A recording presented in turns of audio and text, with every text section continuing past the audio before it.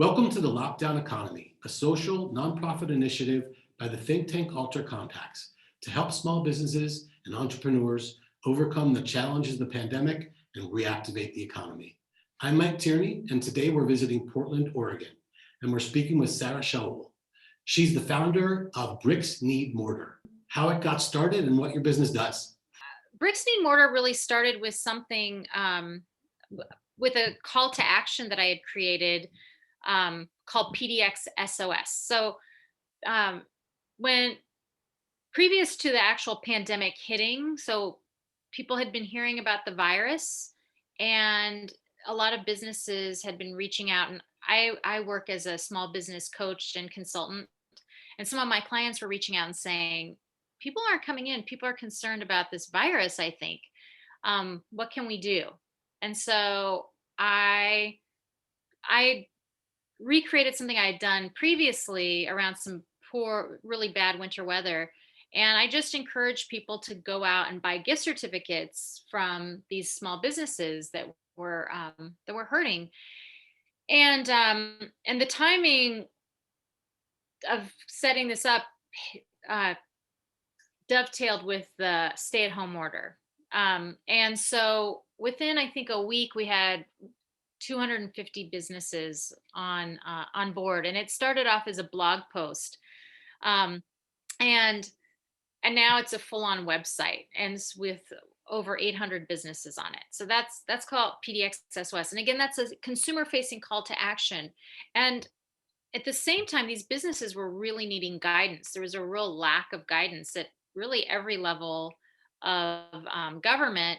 So these businesses were turning to me, and so I set up some best practices, some strategic plans for these businesses, um, and without judgment, because some were choosing to continue to stay open, some were choosing to close, and I understood how difficult those decisions were. So what what evolved from there was um, organizing these panel discussions. So from the end of March through July, we had panel discussions every 2 weeks with subject matter experts, with policymakers, and we would convene this small business community, and we would get I think at one call we had almost 200 small business owners on the call.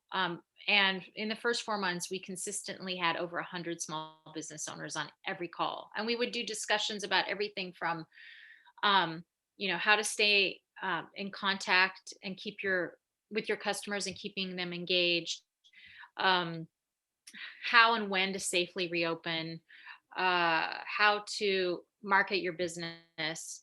And we did this all as volunteers. And we branded our volunteer effort as Bricks Need Mortar.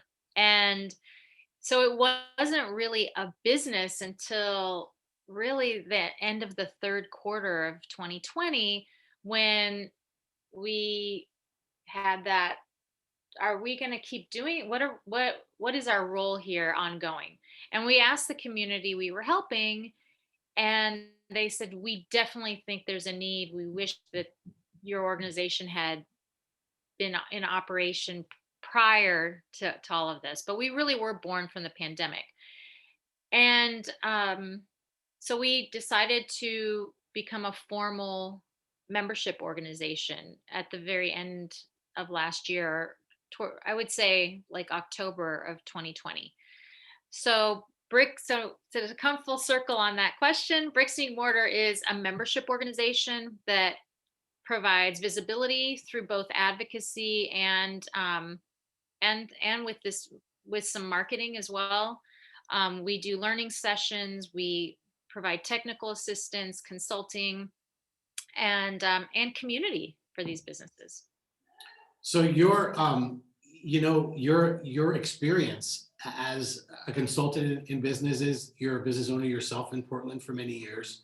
Really, it was like karma that you were just ready to go, and also your short experience that you had during this weather issue and during, was it 2017? There was a big snowstorm, and it I shut. believe so. Yeah, Yep. like I understand the weather in Portland where just, a decent amount of snow to a little bit of snow can shut the whole city down for days. Because there's not a lot of snow plows there. They don't get a lot of snow. And so Yeah. these businesses were suffering. And that gave you a little bit of, uh, a spring training on what it's like to what you're dealing with now. So you already had a small network built. And can you give us an example of some of the subject matter experts that you had on these calls? I assume they were like Zoom calls like we're all on nowadays. Yeah, I mean, we use a platform called Crowdcast that we really like. It does a few things that Zoom doesn't do, but it's a great place to host a panel discussion, and people can both be active in the chat section, but there's also questions sections Mhm. um, where people can upvote the questions that are most important. So to them, the attendees. So when you have over 100 business owners on a call, that's really helpful to determine which questions have the greatest relevance with the community. The kind of subject matter experts we would have would be like marketing professionals or digital marketing folks, because we were really working to get our businesses optimized for online commerce. Um, let's see, we would also have peers, so other small business owners sharing their experience and what they were doing. Um, we would have people from like our economic development organization, Prosper Portland. We would have folks from there on the call. I mean, looking back, it was such a whirlwind. I mean, we were producing these events every 2 weeks. And on top of that, one of the other things we did, we we polled the community. So we would poll these businesses every 2 weeks. So we were gathering these data sets to share with policymakers about the needs of the businesses. Yeah, And we were like a pulse check. What's going on now? What's happening now? What are your three most important challenges, issues? Yeah, but even getting more detail, like how far down are your sales and from, this time last year, and what are the things you most need right now? What are your greatest challenges? How much runway do you have? Just all these kinds of questions.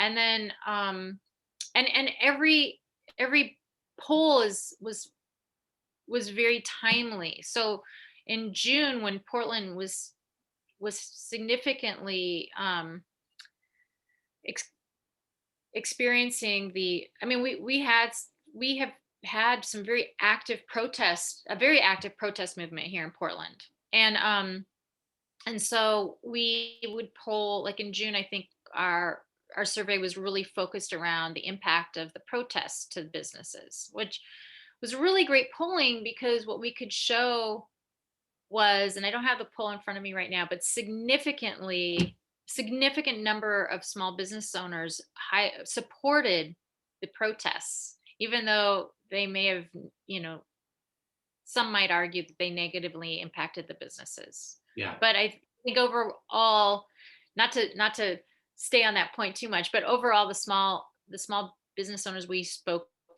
speak to say it's the pandemic that's really hurting their businesses, not the protests. Um, so let's see, did I come full circle on that one? Yeah, yeah, you sure did. And so Okay. did you have resources also to help them navigate the PPP government resources that, Oh, that yeah. So and the circus that went on with yeah, we did. I mean, we partnered up one, yeah. So one person that has one of the people who would come to some of our panel discussions is a access to capital expert. And so we would have him come on board, and he's just been amazing. He works independently. He also works um, at our local SBDC office. And so he would come on and he would help businesses that need help navigating that. He was a very crucial, um, a very crucial individual to have working with our folks. Um, One of the things that became really evident right away were the challenges that businesses were facing around their commercial rents. And so the, a significant amount of the work that we did in the last year was advocating for sensible and reasonable ways to address these rents that commercial tenants were expected to pay. And by law, by real, the real estate law does not allow for any changing of something called the personal guarantee, where so many businesses, like, for example, there's a business, 10-year lease. They were a year when the pandemic hit, they were a year into a 10-year lease, having to pay $10,000 a month for rent and couldn't operate, Yeah. but they were obligated to pay the rent. So, how do you help that business? So we spent a lot of time helping businesses work with their landlords, renegotiate leases, and then we have a team of advisors that's really helpful. We're really fortunate to have um, an urban planning and commercial real estate expert on our board, and they've shared a lot of guidance that we've been able to help these businesses with. That's just one example. So Sarah, are there any other organizations that you're aware of in maybe different towns or cities that do something similar to Bricks Need Mortar? And have you had a chance to network with them to share best practices and, talk about, hey, what are you doing to help your membership and stuff like that? We have been partnering with other organizations throughout the state of Oregon. And together we created a coalition called Oregon Small Businesses United. And so we work on a lot of the policy, um, and a lot of the asks of our policymakers, Mhm, mostly at the state level, but also with with our federal reps and our senators. mhm. Um, so a lot of a lot of those folks are like culturally specific chambers of commerce, like the Oregon Native American Chamber of Commerce, and we also work with the folks at Business for a Better Portland. Um, and together, I think it's really challenging because there are some really big lobbies out there. So coming together with these folks has really made it so that the voices of the more marginalized and disenfranchised and much smaller businesses can get heard. So that's been a really great. So as we are coming out of this at some point to a new normal in the coming weeks and months, what are your plans to enter this new phase and you and your business and your helping out your membership? Yeah, yeah. Oh, so that's been pretty great. Um, we are definitely looking forward, and we're very hopeful because the combinations of the stimulus that's just coming through, the latest stimulus, the vaccination rates increasing, and just the pent up demand. People want to get out. People want to travel. People want to buy things, and I'm very hopeful about what the end of 2021 looks like. By the fourth quarter, and certainly 2022, I actually think we could have a really robust recovery. Um, and so to that end, we're looking at partnerships with innovators that help our businesses. So, for example, right now we're working with this app developer, um, and they one thing that people had been asking us for was a gift card. Can we just buy one sole gift card that we could spend at all 800 of these businesses? And I should say this too. I created PDXSOS as a gift to the community. I never had any intention to monetize it, and I'm still in that space.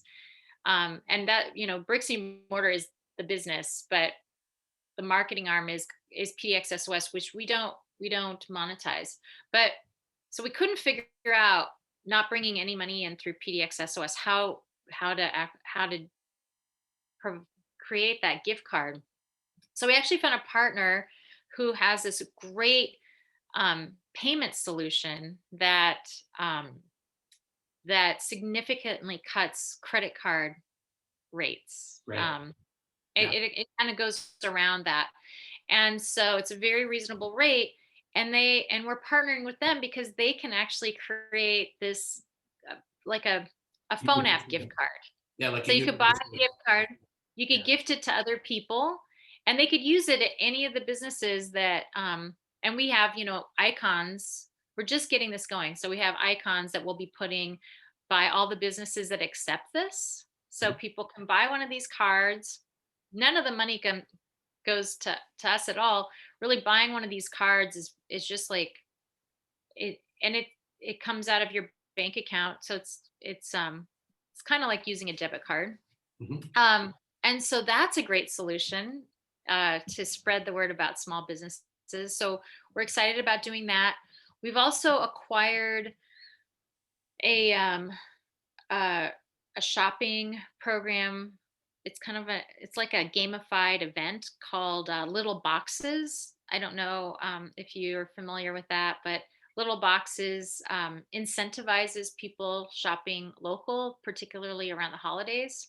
So we've acquired Little Boxes, and we are um, we are reimagining how it can work for businesses moving forward. We did one thing I didn't get to tell you about was we were wondering how can we boost these businesses during the holiday season, and we created this thing called the Portland Pledge, and it was this campaign, and we found partners that helped us throughout the city, and we printed up 20,000 of these little shopping guides, and we distributed them at grocery stores. We actually had local grocery stores that put them in everybody's shopping bag.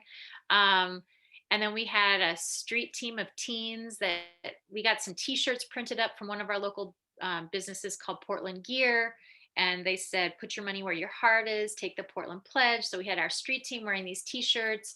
The mayor actually joined us one day to distribute them outside of, because a lot of these businesses had long lines outside, right? So the mayor joined us to pass these out in front of some businesses.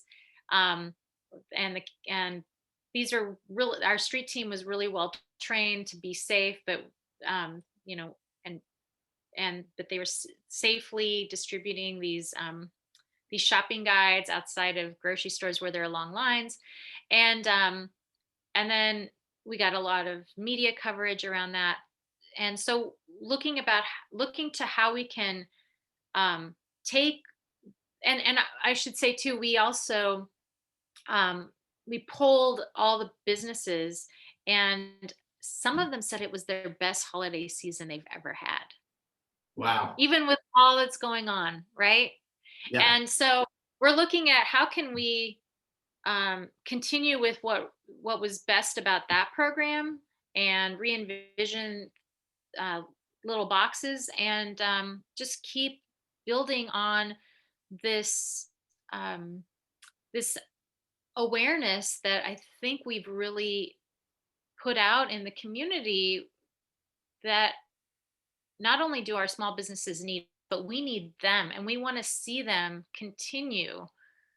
We can look at this so many ways, but I mean, our housing values are dependent on having our main streets full of great businesses. Empty storefronts and graffiti um, don't help our housing values. I mean, that's kind of that's like a bottom baseline way to look at it. But of course, the culture and the things that make our communities inspiring are these small businesses too, right? And so we need them, and we're just going to build on that awareness that we've created. So, final question for you, Sarah. If you could raise your hand and ask the world for three things to help you with your business, what would they be? Well, number one, keep shopping local, keep dining local, keep think about all those folks. the hairdressers, the estheticians, um, the small gym or Pilates studio, yoga studios. Think about those folks. And if these are places that you patronized before, think about buying a gift certificate for when you can come back to that place if you're not able to already. um, we need to keep these businesses going. So number one, keep patronizing those small businesses. To help my business in particular, it's funny. I guess you could sign up for the PDX SOS newsletter, because we share a lot of news about our small businesses. And when you're ready to come visit Portland, if you're not already in Portland, you'll get some news about who's open and what they have to offer. So I recommend that you go to pdxsos.com and follow us there. And then you can also follow us on Instagram, where we're really active. And if you're a small business, reach out to me. I'm happy to help you. And our membership is really, really reasonable for all the value that you get. And there's so much that I didn't even get to chance to share with you about it. Yeah, and just for the folks that are watching that might not be as familiar with Portland, PDX is like the nickname of Portland. It's the airport code, PDX. And then SOS is like a double entendre with Save Our Stores and help, right? So Yeah. really, really cool. It catches the eye. Sarah Shaoul, thank you so much for speaking with us today. And thank you to all of you folks tuning in. We appreciate you, and we invite you to share our channel, subscribe to it, share it with those in your network who will find it useful. And we have tons of best practice stories from business owners all across the globe, big cities, small towns, and everything in between.